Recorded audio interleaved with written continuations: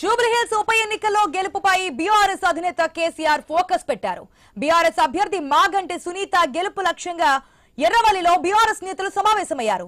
భేటీలో కేటీఆర్, హరీష్ రావు, తలసాని శ్రీనివాస్ యాదవ్, పద్మారావు గౌడ్, మహమ్మద్ అలీ పాల్గొన్నారు.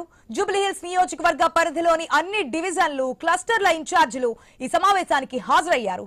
నియోజకవర్గంలో తాజా పరిణామాలు, ప్రచారంపై అధినేతకు ఇన్ఛార్జీలు రిపోర్ట్ చేయనున్నారు.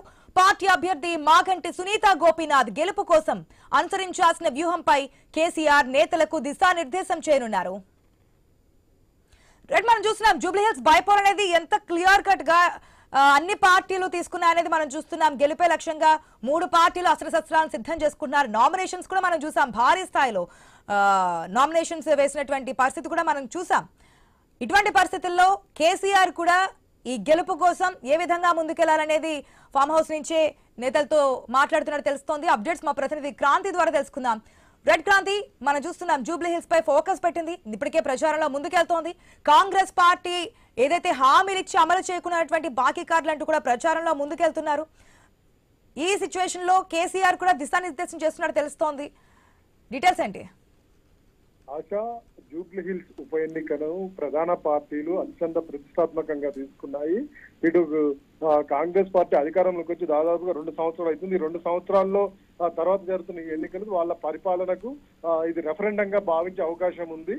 అంతేకాకుండా గతంలో జరిగిన అసెంబ్లీ ఎన్నికల్లో మొత్తం ఇక్కడ పట్టణ ప్రాంతాల్లో ప్రయాణంగా హైదరాబాద్ లాంటి అర్బన్ ప్రాంతాల్లో బీఆర్ఎస్ కి మంచి ఆదరణ లభించింది. కాంగ్రెస్ కి ఆదరణ లేకుండే దీన్ని ఇప్పుడు ఆ లోటును దాన్ని భర్తీ చేసి మేము పట్టణ ప్రాంతాల్లో కూడా మాకు ఆదరణ వచ్చింది అని చెప్పి చెప్పుకోవడంతో పాటు తమ పరిపాలనకు ప్రయాణించి మద్దతు ఉందని నిరూపించుకోవడానికి కాంగ్రెస్ పార్టీ శాశక్తులు ప్రయత్నిస్తుంది. అదే విధంగా ఇటు బీఆర్ఎస్ కూడా బీఆర్ఎస్ సిట్టింగ్ స్థానము ఇటు కాంగ్రెస్ ప్రభుత్వాన్ని ప్రజలు తిరస్కరించారు. కాంగ్రెస్ పాలనలో ప్రజలు ఏమాత్రం వ్యతిరేకతతో ఉన్నారని చెప్పి ఒక మెసేజ్ తీసుకురావాలంటే అక్కడ బీఆర్ఎస్ గెలవాల్సిన అవసరం ఉంది.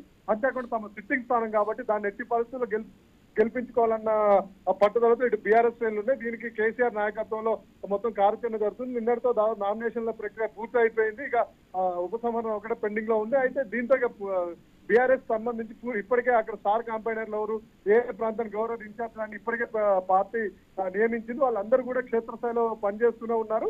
ఇప్పటి వరకు ఆ క్షేత్రస్థాయిలో ఉన్న ఆ పరిస్థితి ఏంటి, ప్రధాన పార్టీలకు ప్రజల నుంచి వస్తున్న స్పందన ఏంటి, సర్వేల రిపోర్టు ఎక్కడెక్కడ వీక్ ఉన్నాం, ఎక్కడెక్కడ ప్లస్ ఉన్న ఈ వివిధ అంశాలతో పాటు ఈ రాబోయే ఇప్పుడు జరగబోయే ఈ ఉప ఎన్నికలో ఎలాంటి స్థానంతో ముందుకెళ్ళాలి, ప్రచారం ఎలా చేయాలి, ఎక్కడెక్కడ ఎట్లా చేయాలి, ఏ వర్గాలను ఎలా ఆకట్టుకోవాలన్న విషయాలను కేసీఆర్ ఇప్పుడు వాళ్ళ పార్టీ దిశానిర్దేశం చేయనున్నారు. ఇందుకోసం పార్టీకి సంబంధించిన మాజీ మంత్రులు కానీ, ఎమ్మెల్యేలు, మాజీ ఎమ్మెల్యేలు, కీలక నేతలు అంతా కూడా ఇప్పటికే ఎర్రవల్లి ఫామ్ హౌస్ చేరుకున్నారు. వీళ్ళందరితో కేసీఆర్ సమావేశం అవుతున్నారు. అంతేకాకుండా ముఖ్య నాయకులు ఇప్పుడు హరీష్ రావు కానీ, కేటీఆర్ కానీ ఎక్కడెక్కడ సమావేశాలు ఉండాలి, వాళ్ళ ప్రచారం ఎలా ఉండాలి, దీంతో కేసీఆర్ ఎక్కడెక్కడ ప్రచారం నిర్వహించాలి, కేసీఆర్ ఎక్కడ రోడ్ షోలు నిర్వహించాలి, ఎక్కడైనా బహిరంగ మీటింగ్ ఎక్కడైనా పెట్టాలి, ఇలాంటి అన్ని కూడా ఈ కార్యక్రమం ఈ సమావేశంలో చర్చించే నిర్ణయానికి వచ్చే అవకాశం కనిపిస్తూ ఉంది. ప్రధానంగా దీని ఎజెండా మొత్తం ఎట్టి పరిస్థితుల్లో తమ ఖాతాలో ఉన్న జూబ్లీహిల్స్ ని పోకుండా కాపాడుకునే లక్ష్యంతో ఈ మీటింగ్ జరుగుతుంది. దీని తర్వాత పార్టీ ఫిరాయింపు ఎమ్మెల్యేల పైన కూడా కొంత చర్చ జరిగే అవకాశం మనకు కనిపిస్తుంది. Right Kranti, thanks for the update. BC reservation